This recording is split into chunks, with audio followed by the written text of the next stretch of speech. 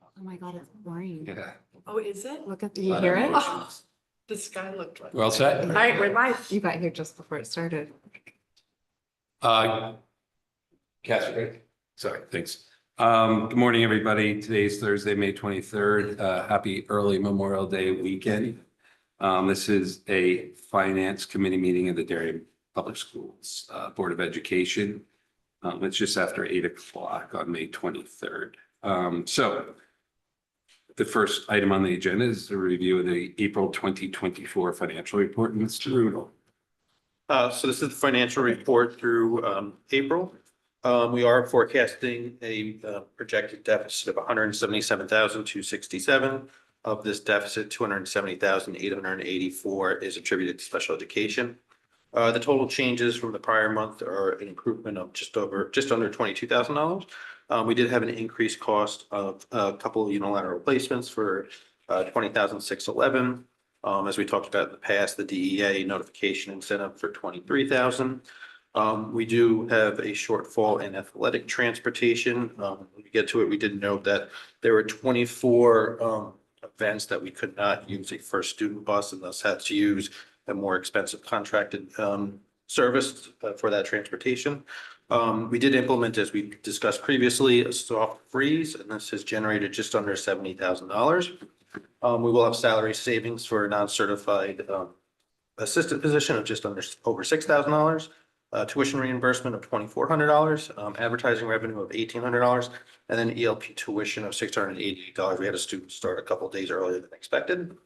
So overall, the general education RCs are forecasted at a positive 93,617. Special education RCs forecasted at a deficit of 270,884. The Board of Finance did approve the pending special appropriation on Tuesday night of 181,250. So it goes to the RTM June 17th. So assuming that is approved, we're forecasting a positive balance of just under $4,000. So Rich, just before you move on, soft freeze is a newish term for us. You just explain what that is. Sure. So in the beginning of May, we reached out to all the RCs and we gave them the opportunity to essentially forecast out what they're going to need between May and the end of the school year. And then anything else, we kind of closed down the accounts. And so you'll see in the report, there's a lot of small balances that we ended up accumulating. In some instances, it's cases where, let's say we were planning to buy 100 books and enrollment ended up being 96 kids. And so then you're not buying those 4 books. We take that. In some instances, it might be a little bit larger. It might be professional library purchases, which could be staff learning materials. It could be anything from general supplies, maybe office supplies, things like that. And so you accumulate that over a course of 100 accounts or so. And then that's what generates that fund. And then again, before we move on to the detail, if we were to run a surplus by fiscal year end, I know we're running out of time. This is pretty accurate, but would that money then go back to the soft freeze areas, or would that be just returned back to? So we'd go back to the town. Okay, thank you. So typically we'll close our books out the first week of August, give or take. And then there's a town board of ed reconciliation that occurs. And so whatever the total balance is, whether it's a soft freeze, or if maybe you have another individual who leaves the district and we accumulate salary savings, that goes back to the town. Okay, thank you. Sure.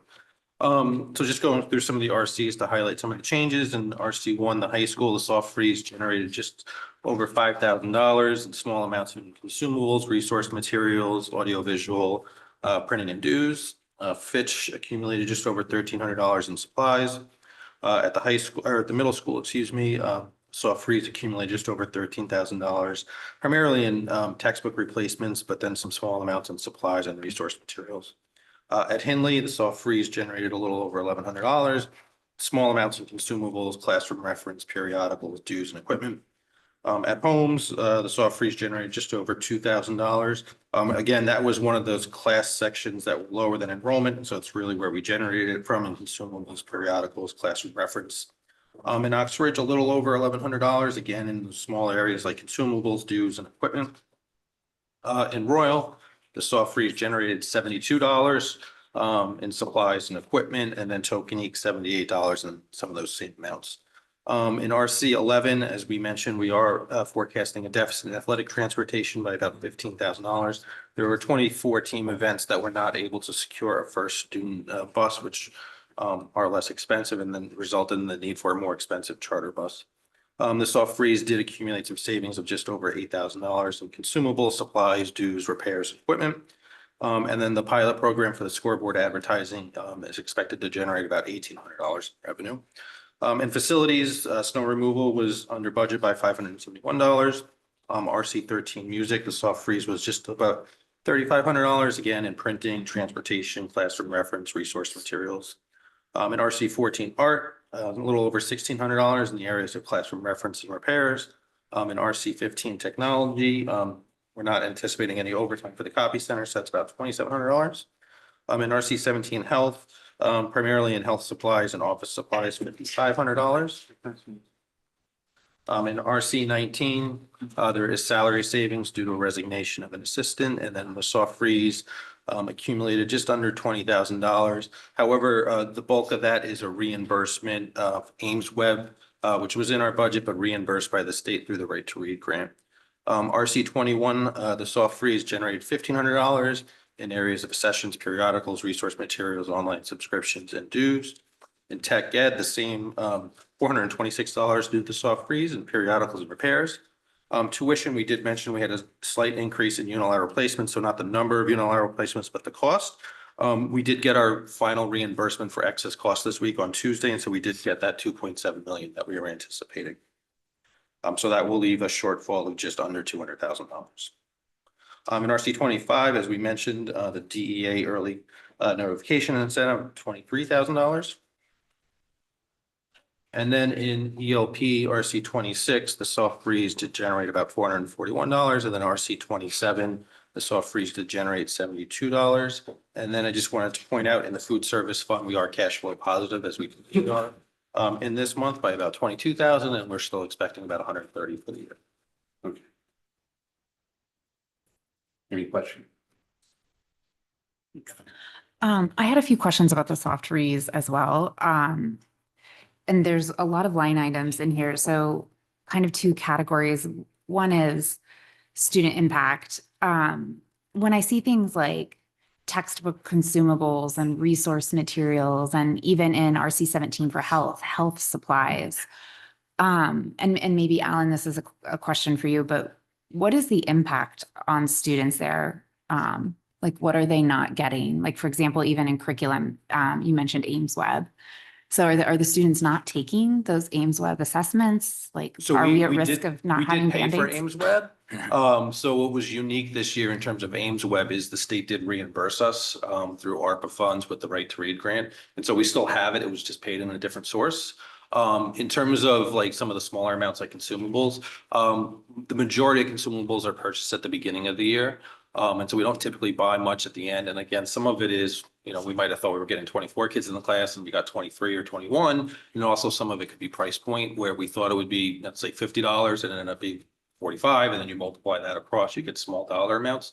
So we still have encumbrances open for all the schools, whether it's in consumables or resource materials, et cetera. And so they can still order against those encumbrances. So it's not as if they can't have any materials between now and June. We just ask them to encumber and then they can draw down off those encumbrances to get what they need. And we're just essentially taking those small balances. Okay, so we're not facing a current situation where students are not getting no, like their absolutely. textbooks and No. their, thank you. I think that's important too. Typically the difference between what you call a soft freeze and a sort of a hard freeze. Okay, I appreciate that distinction. I So- think that's important. Sorry, just to get the nomenclature right, if we were ever to use hard freeze, So hard freeze, you typically say, okay, here's the date. You're not buying anything more for the rest of the year. In that case, like if a student needs, let's say a consumable, they're not getting it. In this case, you're still allowing them to draw down off those encumbrances. And then we did let all the RC heads know that if for whatever reason, let's say you forgot to encumber whatever it might be, maybe something for graduation, something small, they just have to reach out and let us know. And it might be that we have to do a superintendent's adjustment. But that's definitely a difference. I mean, in some districts where money's a lot tighter and they do a hard freeze, you're done. Got it. I appreciate that distinction. And then just my other question, in looking through this, there are a lot of line items and various small numbers, right? $22, $30. An entire RC from Royal is only getting 70. So I'm just curious what the human resources cost is of this. Like how many man hours are we looking to kind of scrub these accounts and come up with these amounts? I mean, so for the most part, I mean, I look at the general ledger every day and I'm drawing down on the accounting query and doing a lot of pivot tables to see what's left. I do make sure that my staff, is reaching out to the secretaries at the schools who are putting in the requisitions. We run what's called an open PO report every week after we do a check run to kind of see what's open. If the district or the school did what's called a blanket PO, which is kind of like let's say you do a blanket PO for Amazon, it allows you to purchase multiple things off it. Should we, increase that blanket PO? Should we shrink that blanket PO? So it's not atypical for us to do this kind of towards the end of the year. We're just doing it about a month earlier than we want. Okay, thank you. Is there going to be catch up at all on these? No, so again, a lot of this is a mixture of quantity and price. So if we thought we were gonna buy 100 and we bought, 95 or 96, you were never really gonna have to buy those 5 because in that case, maybe the students just didn't exist. It didn't match the enrollment projection. And then in some cases, it is price. We do build the budget almost a year in advance. So if we thought something, let's say, was gonna be $100, it ended up being, 93 or $94. Again, you multiply that $6 or $7 that you're getting by price. So for the most part, we're not really expecting that we're gonna have to catch up in future years. So I want to hit something that you just said in regards to you just accelerated the process of almost closing the books, it sounds like. So in reality, if this happened a month or two later, this would have been a surplus So essentially. I mean, is So that the kind of normally way to we look at kind of this? like cut purchases off right around graduation. So you're looking at like the middle of June is when we cut things off because you're not really buying anything for those last couple of weeks. School's over, the kids are out of school, and when you're buying to get ready for the next school year. So we just essentially moved it up a month. So should we start doing this every year? I mean, so we, as practice, again, we do it right around graduation. It gives us a little bit more flexibility. It's, not the worst case in the world to do it a little early. I mean, you don't want to be in a practice of having to do it in January, February, March, where it's really early. It does put a little bit more of a stress on the system. But it does allow us to close things out. And the benefit is people do look a little bit more carefully at some of their accounts, but you wouldn't want to do it too early. So this timing's satisfactory. Yeah, I mean, given the level of, the tightness of the budget, I think a month early didn't really put too much of a stress on the system. I mean, it was certainly new. The district's not used to like this. I mean, they are closer to being used to doing it, in June and when things are pretty much wrapped up for the year. Yeah, and we've been running surpluses for, many, well, I shouldn't say many years, but several years prior. So it's a little different kind of Yeah, year. and the culture of it, the way it was rolled out, Reggie rolled this out and so on and so forth. I mean, I would always be conscious of the culture of it. This is fine. That this is being received okay. It's not being an undue burden per se on people or having such a negative impact. They understand. Yeah, and again, the review, the reason we put this in place was for some early retirement packages, correct? So for teachers. So, okay. John? Yeah, go one ahead, Question, please. just on the athletic transportation. Do we envision that there might be an issue for next year with the bus shortages? So we did build in an increase to the athletic transportation for next year because of this. The preference is always to get first student buses over charter buses because they are less expensive. We are in the contract that's coming up, trying to get a minimum of 4 a day, which would allow us. So right now, we're really only getting about 2. Prior to the bus shortage, we used to get 4. When you're not able to get that, then you're going out, getting those third parties, and then the difference is what's causing the shortfall. Okay, thank you. Could you envision any of the new equipment being utilized next year? So during the school year, it's a little difficult because they are doing runs. Yep. So they are dropping off, whether it's in district or out of district, so they're not always available. It's potential for the weekends, but we would have to weigh the cost of paying the driver overtime. Because at that point, they've already worked 40 hours. And so what would it be at a time and a half rate versus what it would be if we had to use either first student or a charter bus. Okay, thanks. Go ahead, Jean. I had a couple questions off of the soft freeze. One was RC3, the MMS quiz bowl was in there as like a partial savings. And I was just, that one stuck out to me just because I know our quiz bowl has been really successful this year. So the quiz bowl isn't part of the soft freeze, so that was. No, sorry. I said I was oh. moving off the soft Oh, freeze. sorry. Okay. Yeah. So what we budget for are the stipends for the individual advisors. And so we budget like, I don't know, quiz bowl leaders, like the right term, but the quiz bowl leaders, and then there's like assistants. So there was one assistant not filled. Okay, got it. Thank That's you. where the balance came from. Great. Okay, question for you in the grants. In the right to read grant, it says that it was awarded to purchase decodables, but we're currently using it to offset health insurance. So can you, I think that's what I saw in here. So how, So we're not using it to offset health insurance. So the grant was awarded for 145,000 primarily for decodables. And then a portion of that grant was a reimbursement for Ames Web. That's what was offset. On health Okay. insurance. Thank you.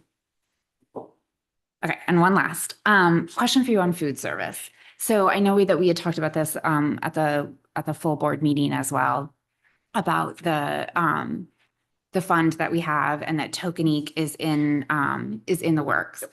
And the future of the rest is kind of dependent. So I was curious if because this seems to be mostly where it shows up. I was curious if there might be an opportunity for a presentation about the kind of kitchen projects and the sustainability to understand, kind of how Oxbridge's model was and then how that Tokenique was adapted and what it might look like. I think that I understand that this year in particular, we are in a budget constriction.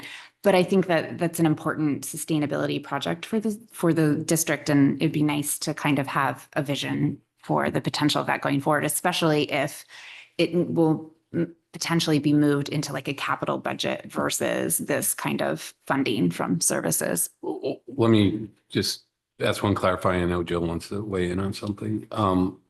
Running surpluses for the food service was always directed to replace capital, correct? I mean, Replace equipment Yeah. and infrastructure within the kitchens.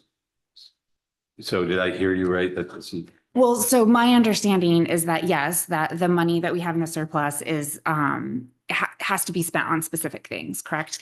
And that with the new potential increase in the charges, that some of those funds, instead of going to the balance in the kitchen projects, will also be used to offset the lunch monitors and some of those costs, Yep. staffing costs that are still related to food. yeah, Which- let me stop you. We're doing that right now to a certain extent. Correct. And then there's a Yes. proposal for the budget for next year to expand it. Yes. Yeah, so next year's will be a bit different than this year's. So just in light of it being a little bit different next year, and also in light of hopefully being able to better understand and continue what could be a really wonderful project, I was just hoping that the board might be able to like see some more detail and information And on when that. you say different, just so I'm clear, or we're clear, you mean it's increasing. So we're taking those excess revenues and then expanding outside of capital to reinvest in monitors and that sort of thing. Is that kind of what you? Well, I guess, so You're asking about the cafeteria project and when we're going to move forward with the sustainability and how that relates to reserves in the cafeteria? yes, Okay. Yeah. So I think facilities, there's a couple things they need to pick up, like the transition program and the capital impact of that. I think let's have facilities look at a couple different things, model what it would cost and talk about then the impact on the finance. I think that's great. The reason I wanted to bring it up today is because this is where the food service comes up on the agendas and facilities has not been meeting. And so if it's more appropriate to be in facilities and the whole board, absolutely. But this was an opening to bring up the topic. So thank you. No, thank you. I mean, It's really Definitely wanna exciting get- what's happening. yeah, we want to get those questions answered. I just want to make sure that we kind of knew what the questions were. So thank you. Great. Anybody else? Okay, let's go to transfers. So there are three transfers for consideration. The first is for $23,000 for the DEA notification incentive. We are recommending taking about $7,500 from soft freeze and then the $15,000 from standardized testing that I mentioned before, which was the reimbursement for the right to read grant. The second is to cover the special education tuition deficit of $72,632.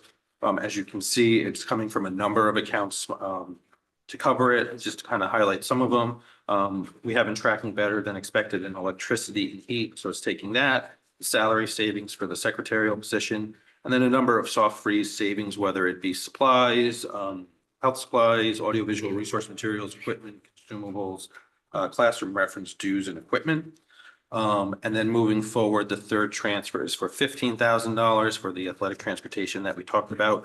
And then taking some funds that were available from the soft freeze and athletics, and then as well as some smaller dollar amounts in places like classroom reference, consumables, periodicals, dues, textbooks, equipment, and professional library purchases. Questions? Comments? We all want to recommend that these transfers are done at the board level. Can you just remind me what the driver of the tuition deficit was? I'm sorry, say that again? The driver of the tuition deficit? So we had a combination of increased unilateral placements. We had 15 from when the budget was adopted through the end of the year. There was legislation that changed that required the districts to support students through their age 22, and so that impacted it as well. And so those really what drove the tuition overages this year. Any other questions? So this will be brought forth as a recommendation to the board to approve it. And public comment. Good morning. If anybody in person or online would like to participate in public comment, please approach the podium or use the raised hand icon. Please state your name and address for the record, and you will have up to 3 minutes to comment. Please note the time with the chair and wait to be recognized. We have no raised hands at this time. I don't see anybody at the podium, so could I get a motion to adjourn? Katie, Robin?